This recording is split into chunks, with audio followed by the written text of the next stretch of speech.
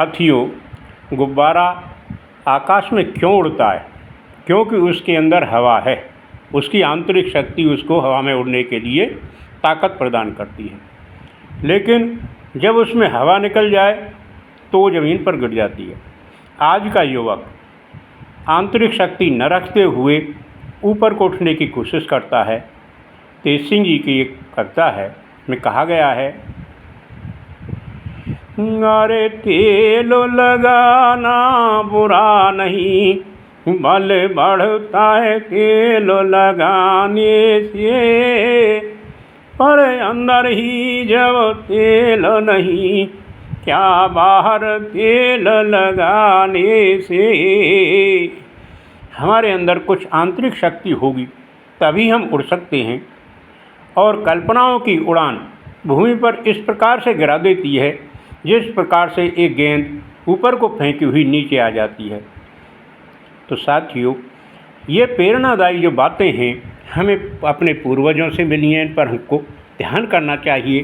कहा गया है कि जो प्रकृति के साधन हैं वो सीमित हैं, लेकिन सीमित होती है प्रयोग करने के लिए ही दिए हैं, अतः उनका प्रयोग करना आवश्यक है। यदि उनका प्रयोग नहीं किया जाएगा तो वो असमय ही समाप्त होने के लिए हो जाएंगे। आदमी को सबसे ज़्यादा दुख कब होता है? कल्पना करो, यदि आदमी मरने जा रहा है, सांसें कुछ बची हैं लेकिन बोल नहीं पा रहा है, और उसे बता दिया जाए कि तेरे घर में खजाना है, तो उससे बड़ा दुख उसको संसार में कभी नहीं होगा। आप तर्जनी को आगे करते हैं लेकिन 3 उंगली फिर भी पीछे रहती हैं, तो ये हमको सिखाता है कि आप दूसरे को देखने की अपेक्षा स्वयं को भी देखिए। प्रश्न का उत्तर देते समय हमें अपने ध्येय पर ध्यान रखना है कि हमारा ध्येय क्या है। यदि हम बिना उद्देश्य के ही बोल रहे हैं तो हंसी का पात्र बनते हैं।